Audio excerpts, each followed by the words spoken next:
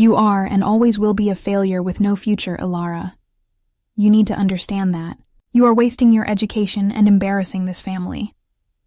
My mother, Eleanor Vance, delivered the hook with the practiced, precise cruelty of a surgeon. She wasn't shouting. Her voice was a low, steady condemnation, perfectly calibrated to inflict the maximum amount of pain while maintaining her public composure. This scene was playing out, as usual, in the luxurious chaos of the Vance family home, just hours before the most important social event of their year, the annual Vance Foundation Charity Gala. My name is Ilara Vance. I am 34 years old, and for the last decade, I have been the family's resident source of intellectual dismissal and disappointment. My supposed failure lay in the fact that I abandoned a perfectly respectable career path in corporate law to pursue what my family called digital fantasies. I ran a highly successful, yet entirely remote, consulting and development firm specializing in complex digital asset creation and fractional ownership models. To them, my work was invisible, untrustworthy, and utterly worthless.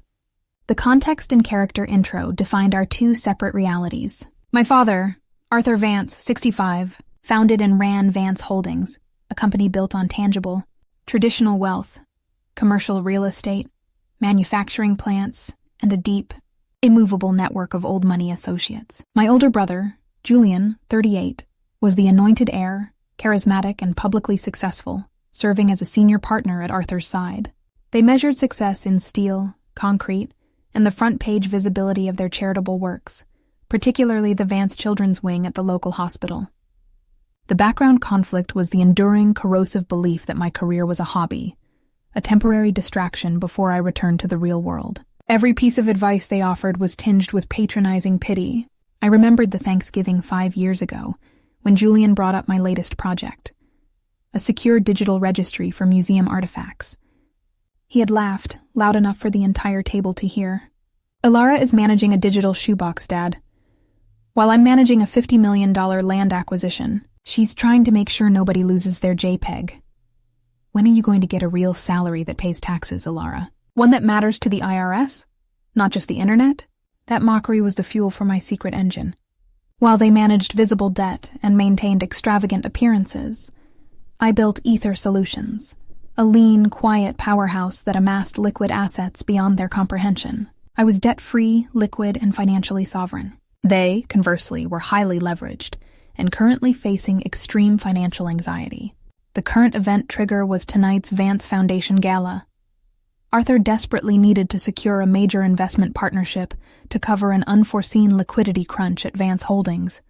A crunch I knew was critical, thanks to the data feeds I ran on all local public firms. The gala was his final, high-stakes performance to prove solvency. The humiliation scene was now at maximum intensity, delivered by my mother as I prepared to leave my childhood bedroom, dressed in a simple, elegant gown that my mother likely found understated to the point of being cheap. I worry about your presence tonight. Ilara, my mother continued, her brow furrowed with performative stress. The Whitlocks will be there. They know Julian is the future. If they see you looking so unanchored, it reflects poorly on our stability. Try to stay quiet, darling. Let Julian handle the conversations that matter. I am anchored, Mom, I said, meeting her eyes in the mirror. My anchors are just digital, not physical. Digital, she scoffed. If your digital fantasy is so successful, why have you never once contributed to the Vance Children's Wing? Julian put up $40,000 last year. You can't even match his generosity, because you are a failure with no future. That accusation, the lack of visible physical charity, was the final, unforgivable blow. She had used my silence and my non-traditional wealth against the very reputation she cherished. We arrived at the ballroom, an ocean of crystal, silk, and whispered financial anxiety. Julian, already commanding a circle of important-looking partners, waved me away with a dismissive nod. Arthur was pacing near the entrance, looking utterly defeated even beneath his tuxedo. I walked the perimeter, observing the stress lines on Arthur's face. I knew his vulnerability. The liquidity crunch was worse than he admitted, threatening the very foundation he used as a shield. The goal tonight wasn't just survival. It was immediate, decisive capital. As I took a glass of champagne, I noticed a very serious-looking group of men approaching Arthur. men I recognized as legal counsel for the firm, attempting to buy out Vance Holdings at a distressed price. Arthur's face turned white as he saw them. His financial facade was cracking right there on the ballroom floor. This was the moment. I had not come to watch them fail. I had come to execute the solution, purely on my own terms. I discreetly pulled out my phone and sent a pre-drafted encrypted message to my CFO, operating remotely from Geneva. Execute Protocol Alpha Vance. Finalize transfer. Notify Foundation Chair immediately. I walked toward the tense circle surrounding my father and the vultures circling his assets. "Father," I interjected, my voice clear and steady, cutting through the low hum of the room. "Is there a problem with the Foundation's liquidity? I noticed the Whitlocks are discussing the children's wing funding." Arthur glared at me, desperation mixing with rage. "Stay out of this, Alara. This is high finance. Go talk to your aunt." "It is high finance, Father," I agreed, looking directly at the lead lawyer for the hostile takeover, Mr. Davies. And Mr. Davies is correct to be concerned about the Vance Foundation's current exposure. You see, the Foundation relies heavily on the perceived solvency of Vance Holdings, which, as Mr. Davies knows, is on the brink of calling its debt. Mr. Davies looked startled. "How does she know?" "I know, Mr. Davies, because analyzing distress signals in the commercial property sector is my business," I stated. "And while Mr. Vance is discussing a fire sale of his assets, I have a more robust solution for the Foundation.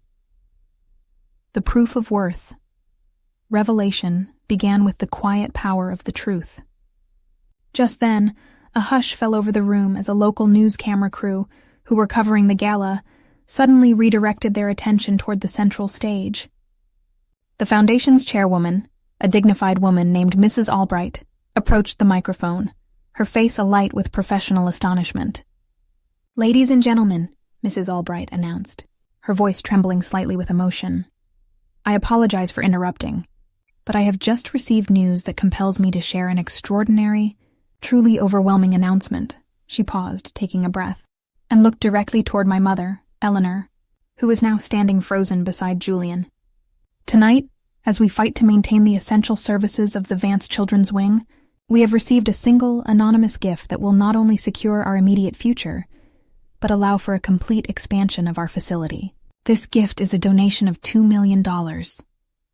A collective gasp swept through the ballroom. $2 million was monumental, a figure that dwarfed Julian's largest contribution. Mrs. Albright waited for the murmurs to subside, then continued, her voice ringing with profound gratitude. "This transformative gift was made in honor of one of our most dedicated patrons, a woman whose commitment to this foundation has been unwavering for decades, setting the very standard of local generosity. This donation was made entirely in the name of Eleanor Vance." The spotlight, provided by the news cameras, swung violently away from the stage and settled directly on my mother. My mother, Eleanor, staggered, her face drained of all color, her eyes wide with shock and confusion. She looked at Arthur, who was staring at the stage in disbelief, and then at Julian, who was silently mouthing, "We didn't do that."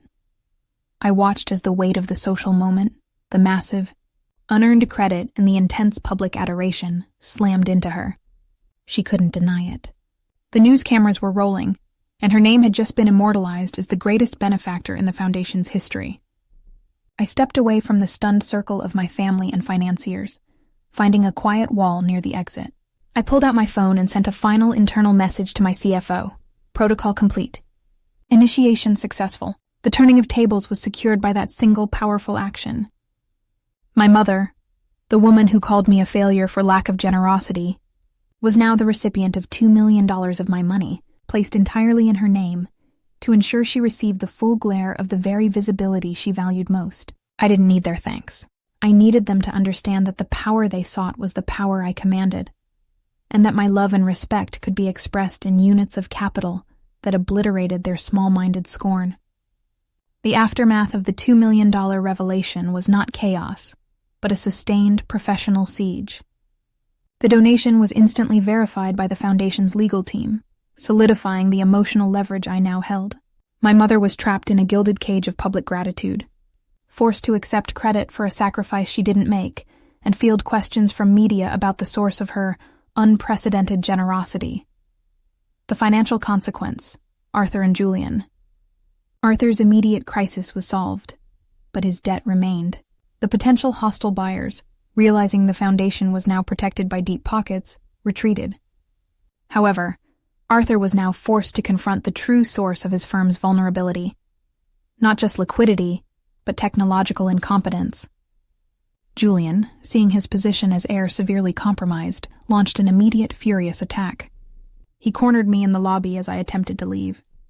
"You manipulative, cold-hearted witch," he hissed, his face inches from mine, his eyes burning with betrayed entitlement. "You bought Mom's loyalty. You used the foundation just to embarrass us. Where did you get that money, Alara? Did you liquidate everything? You're ruining yourself for spite."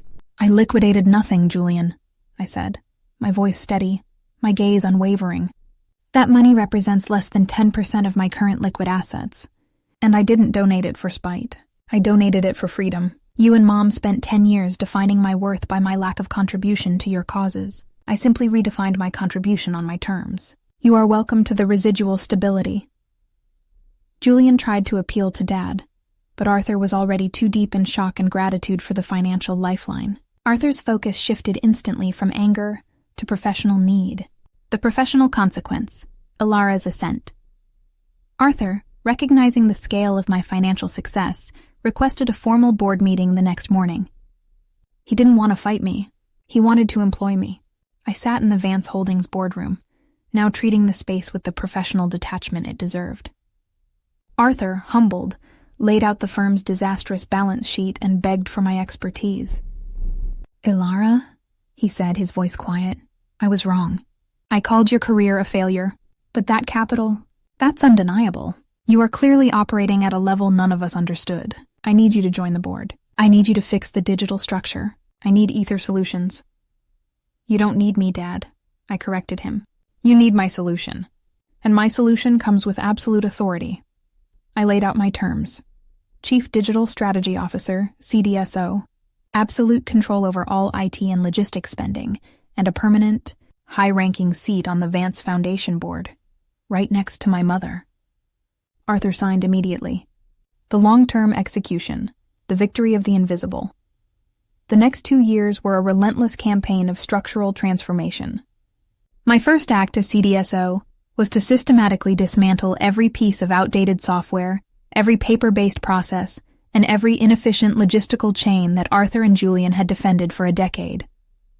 I was not just fixing the company, I was executing the revenge of the spreadsheet.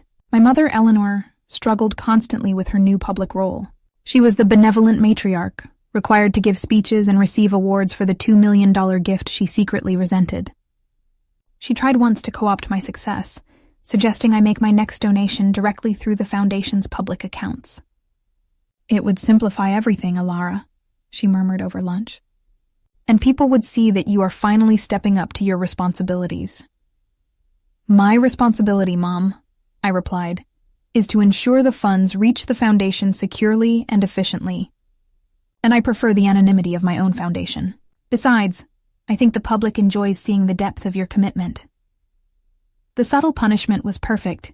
She had to wear my generosity as a badge of honor, unable to share the credit with the daughter she had humiliated. Julian's fate was the most fitting consequence. I stripped him of his executive power, but kept him employed in a mid-level sales role. I forced him to go through mandatory weekly digital training, the very GitHub skills he had scorned. He had to report directly to a manager I hired, a sharp young female executive who constantly questioned his outdated methods. He was forced to learn the truth, that the future lay not in handshakes, but in code. The emotional reversal. 5 years later, Vance Holdings was renamed Vance Digital Assets, a sleek, highly profitable firm operating entirely in the modern logistics sphere. I was the clear heir, the visionary, the undisputed power. The final scene of reckoning took place at the next Foundation Gala. This time, I hosted. The room was not a scene of chaos, but of quiet, elegant success. My mother, Eleanor, approached me, her face soft, no longer etched with performance anxiety. She was wearing the elegant necklace I had purchased her as a public token of appreciation for her leadership. "Alara," she said quietly, "the children's wing is complete. The plaque, it looks beautiful. Julian's children were there for the unveiling. They saw my name. They asked me about your career. I told them you were the smartest person I knew, the true architect of the family's future. That is a change. Mom, I noted, watching Julian from across the room, talking humbly to one of my young financial managers. I know, she admitted, tears finally welling up, tears that felt genuine this time. When you told me I was a failure with no future, I was trying to protect you from the pain of failing publicly. I realize now that you never feared failure. You only feared being ignored, and I helped build that fear. I am so sorry, Alara. Not for the money, but for the years of silence. I took her hand. Your apology is accepted, Mom. I hope you and Dad find a quiet peace now that the financial performance anxiety is gone. The moral closure was achieved completely. I had not only proven my professional success by dominating the family business, but I had used my liquid wealth, the very thing they thought I lacked, to buy my mother the one thing she truly craved: visible, unassailable social esteem. The $2 million donation secured the foundation's future, restored my family's financial stability, and, most importantly, forced my mother to publicly embody the profound generosity of the failure she had created. I walked away from the emotional debt, leaving them safe, humbled, and forever indebted to the daughter they once called irrelevant. My future was secure, and I purchased their silence with the gold of my success.